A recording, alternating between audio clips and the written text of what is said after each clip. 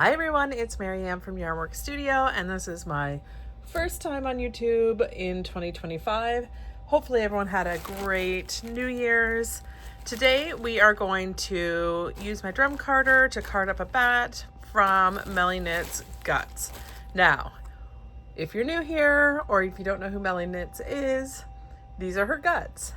She's a fiber producer. She takes raw fleece and she cleans them and scours them, washes them, rinses them, preps them, cards them. And she is probably the funniest person I follow on Instagram. She is so good at what she does, so fun, so informative. So if you don't follow her, go follow her. But I'm in her Sommelier Guts Club. So what the Guts Club is it's washed wool. So she's taken fleeces and washed them and so they're ready for people to prep. But I want to do the prep myself because I want to learn more about different wools. So this is I don't even know which club. I know it's Guts 2, and she has at least 4 right now that's going. But every 2 months I get some washed fleece. So this one, I'll pull it out so we can see it, is from November, and it is mostly Romney, so that's what all this wool is, and I'll show you some locks in a second, from British Columbia, from a ranch called Distardo Ranch. I don't know what registered Romney flock means, but someone will probably put in the comments if they know. I'm assuming it's some sort of really official thing around Romney. And then it's 15 grams of Llama. So we've got this sort of gray with light brown tips locks, and then we've got this dark brown llama. It's not a llama, it's the wool, okay, from the llama. So I'm just gonna pull out a couple locks so that we can see what it looks like when we get it, and then we're going to card it up and see what it looks like in batt form, and eventually I'll spin it, but probably not in this video. This is more of a let's play with it on the drum carder and see what we think. So these are pretty long locks, is my first observation. Let me see if I have something to measure with here. How about this? How about in inches? Either way.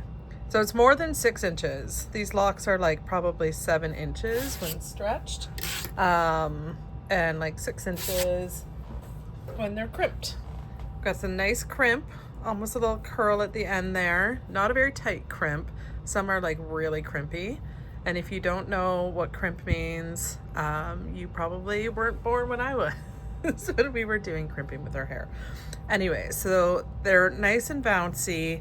I don't know a lot about Romney. And this is where, like, I am not a wool expert, so please don't be watching this to feel like you're getting expert level information. I'm a new carder, and I'm someone who gets this Guts Club because I want to learn about stuff. To me, I would maybe try to call it a longwood, or long wool, but I don't remember what all the terms are, because it is quite a big stable length. I'm gonna guess it's kind of a medium wool. Like when we get the finer the wool, the sort of more soft it is. This one seems like it might be medium. It reminds me of maybe kind of like Jacob wool, but again, not an expert. But these are what the locks look like. This is what the llama looks like. So the llama is obviously like it's already prepped. It's like a combed top type thing here. And we're gonna put them together, and the ratio, so we've got 95 grams of Romney and 15 grams of llama. There's no way I'm gonna math this in my head, but that's 110 grams total, and it's mostly this with a little bit of that. So I'm gonna say it's like 90%, 10% roughly.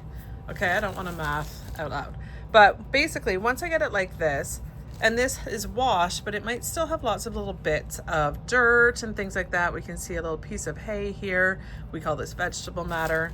So the next step is to pick it, and I will show you because I've already picked a bunch of it. So here's some that I have picked. And what I do when I pick is, and Melly has whole videos on this and what she does. We can see there's still some little bits of stuff that we can pull out, which will also come out when we card it and spin it.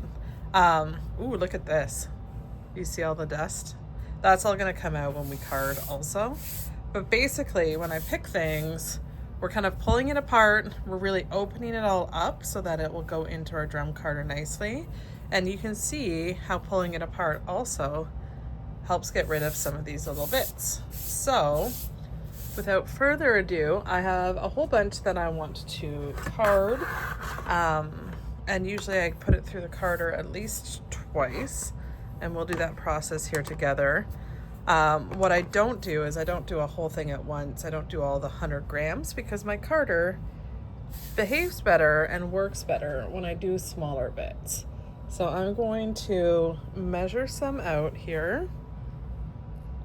That's 11. I'm gonna have to math in my head here. Well, I won't math in my head. I'll math in the video, but not make you listen to it. But I'm gonna aim for about 30 grams total, or 35 grams maybe. So that's another 11-ish. So now we're up to floofy piles of 22. Yeah, because there was 95, I guess I'll go for 95 divided by 3, which is like 31 and a bit. We're at 22 plus 15, that's too much. 22 plus 11.5 sounds great to me. Maybe a little too much, but we get the idea. So we've got 30 some grams. It's so poofy when it's like this. It's pretty funny. You can see there's still vegetable matter, little bits of stuff, and that is a-okay. And then I'm just gonna weigh out 15. If I divide that by 3, that's easier. I just need 5 grams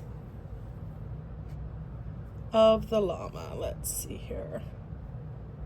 Oh, overall I don't have, oh, I see. I missed a big piece of it. All right, I do have 15 grams of it, so I want 5. I'm doing this kind of off camera just because I have the big thing of wool there. There we go. So this is what we're gonna turn into a batt right now. I'm just gonna pause and move the camera over to the drum carder. I am happy to say I got a new phone, so I can actually just pause on regular video instead of having a separate app. So thank you, Apple, for forcing me to upgrade to get what seems like a really basic feature. Anyways, this is the drum carder. I have a Brother standard drum carder with a 90 TPI carding cloth, which is the cloth with all these little teeth that are very sharp. What I'm gonna start doing, and again, I've done this several times on videos before. I have this to that series that really focuses on just transforming one fibery thing to another fibery thing. So I'm just gonna start putting this on. Again, mine is manual, so it has a hand crank, but I have that off camera as we are in my basement and there's a lot of mess behind.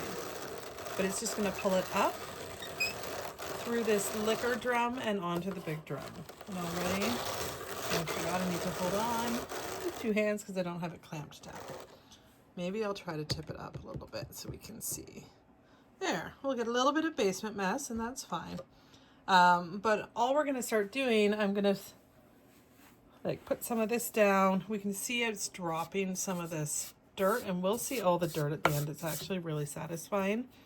But this helps get a lot of the dirt out, and then whatever's left, if there are chunkies, we can pick it out as we're actually going ahead and spinning it into yarn. I don't know if we even mentioned that, but that's what we're doing. We're prepping raw fibers from animals, and we're gonna turn it into yarn. All right, so I'm gonna do maybe a 1/3 section here, and then I'm gonna layer in some of the llama and see how that goes. It might need to be sandwiched. Sometimes things need to be sandwiched in with the wool itself in order to get through the liquor drum, which is that smaller first drum, without catching too much. So far this is going on nicely. It definitely does remind me of when I've done some Jacob wool before, but I also have a terrible memory. So sometimes I know I've done something that looks and feels like this before. What was it? I don't know. I'm not sure I know. So I'm just going to see what happens if I put some of this llama in on its own. Let's see if a bunch of it gets caught up on the liquor. You see this? So it is getting caught up. I don't think it's getting caught up too bad though. I feel like I could get it up there. But yeah, maybe I will put it with the wool. Ooh, that's getting nicer.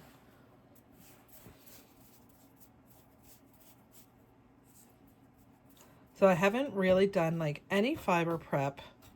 Well, not much. I started weaving, which is evident on my on my channel because I have a few videos around weaving. And that was really fun and exciting, but I kind of either have my loom that I borrowed from my friend Jacqueline, or I have my drum carder out. I don't kind of have them both, so they both sit tabletop in the same spot. So it's kind of like one or the other, and I had my loom going, and I was using a lot of my older hand spun from when I was learning to spin, and that was really fun. And then designing some custom yarn. I'm going to try to sandwich this a little bit and see. Sandwich just means I'm going to put some of the llama in between some of this. This might be over here a little bit. Let's see. I'm going to go slowly. And then over the holidays, I was doing a lot more knitting, and I just finished a project. Oops, again, I don't have my carder clamped down. And I think it kind of needs an oiling. Just gonna cut this a little bit. It's looking really good though. Anyway, so I just finished a sweater I just found off today, which always feels amazing. Let's stick with the thinner layers here.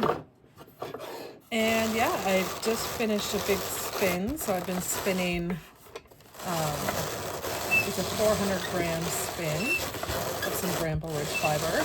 And I post all this stuff, usually kind of the day-to-day stuff I'm doing is over on Instagram. If you want to follow, you can see it mostly there. Just chatting away as I continue going through this first pass, which is the slowest one. It's the one that takes the longest. I'm going to try some llama with a bit of wool on top to kind of help it get through the liquor.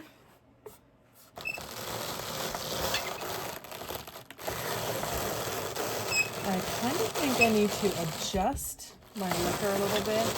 Again, I haven't had my carder out in a little bit, and I feel like it's not turning as smoothly as it should. Either I need to adjust the liquor or I need to tighten up the drum bolts or something. But I think it's okay for the purpose of this video. What I might do is just pause the video now because you've seen a lot of this and come back to you just to show you what the last little bit going in for the first pass, and then we'll pull it off and we'll see what it looks like, and then we'll do our second pass. All right, so I will be right back. Okay, so we are done our first pass. I'm just gonna see if I can zoom in over here so we can see. Looks great. It's a beautiful, I would say, medium brown. I was right, I checked and I had to tighten my screws and also adjust the liquor drum. It was a little too close to this drum, so they were kind of overlapping, and that's why there was some resistance when I was trying to turn it. So what I'm going to do is I'm going to pull this up, which this is the main reason I don't load more than around 30, probably a max of 50 grams on my carder, is because it becomes very hard to kind of pull the wool off. So I'm just going to pull the batt off. You won't be able to see it right away because I'm pulling it sort of backwards here. And then we'll take a look and we're going to do a second pass for sure. We're also going to take a look and see how much vegetable matter has come off and little bits of dirt, because this was a particularly, it didn't feel dirty at all. It's definitely clean, but had a lot of bits. Okay, so I know you're just looking at nothing right now, but here we go. All right, so let's take a look. We can see, so it's definitely feels like it has the characteristics of what I would call a medium wool. I can go and look, I have a fleece and fiber source book. I can go and look this up and figure that out.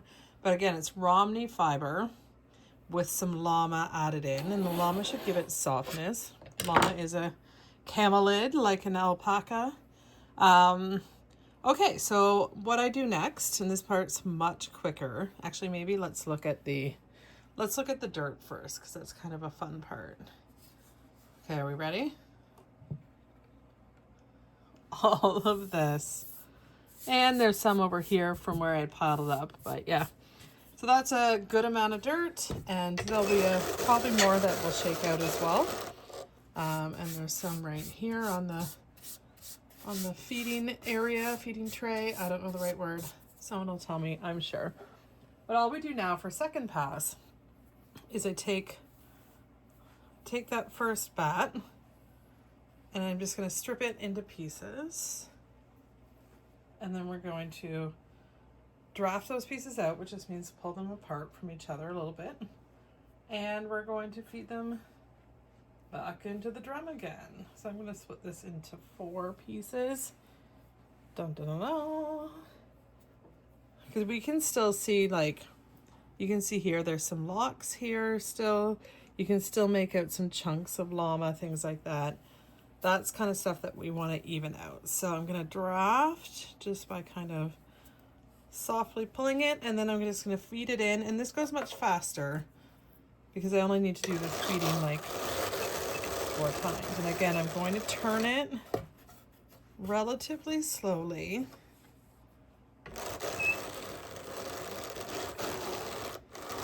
And try to keep it spread out on that intake tray. Let me make sure we're focused here.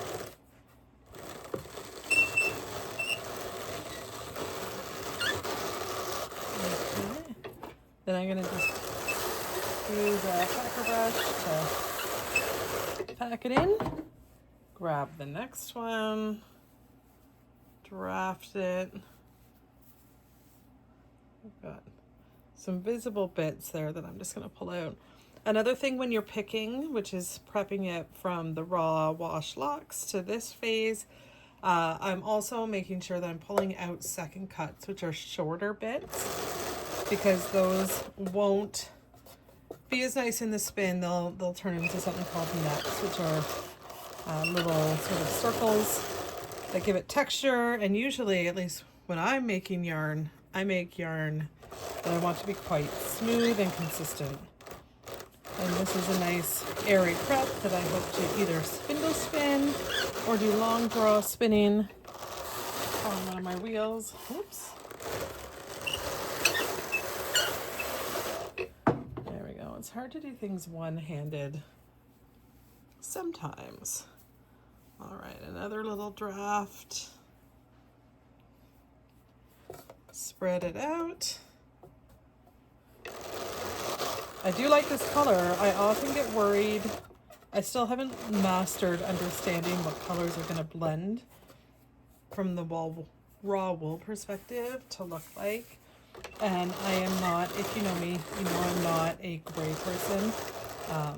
It has its time and place, but anytime I see gray in the raw wool, I get a little nervous that I'm going to end up with a gray batt, which I'm probably going to blend with something else to try to make it not so gray. As gray just isn't one of my favorite colors. That's all I'm saying. And if it's yours, that's great. To each their own. Okay, last one.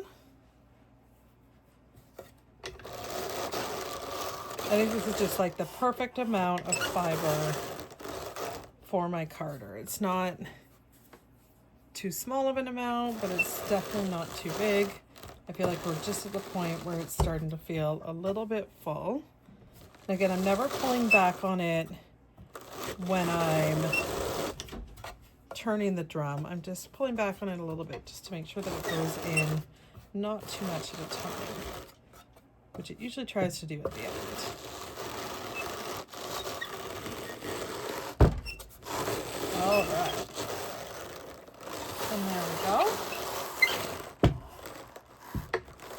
Again, when I'm trying to go one-handed in turn, it struggles. I think I got a little too close to the sides here.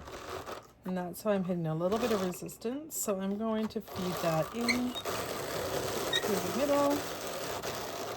All right, and now we're going to take this off and see what it looks like after pass 2. It feels very soft. Definitely having the llama in there helps give it a nice softness. And I think it helps keep it in this color tone of brown instead of leaning a little too gray. It does still have gray undertones for sure. Now an undertone, no problem. I have no issues with that. All right, I don't have my little knitting needle over here that I usually use to help me empty all the strands from the big drum.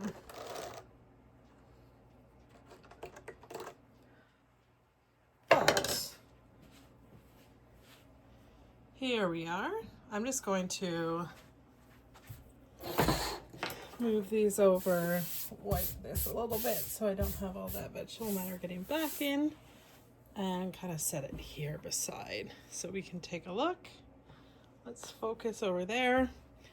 It's definitely floofy, which they always are on the drum carder when you're going from raw wool, which is one of the reasons I just love using the drum carder to prep fiber. This is why I got it, is for these big floofy bats. You can see how airy it is around the edges. So I'm pretty happy with where this is at. I think I could spin this nicely, or I could just choose to put it through one more time if that's what I want to do.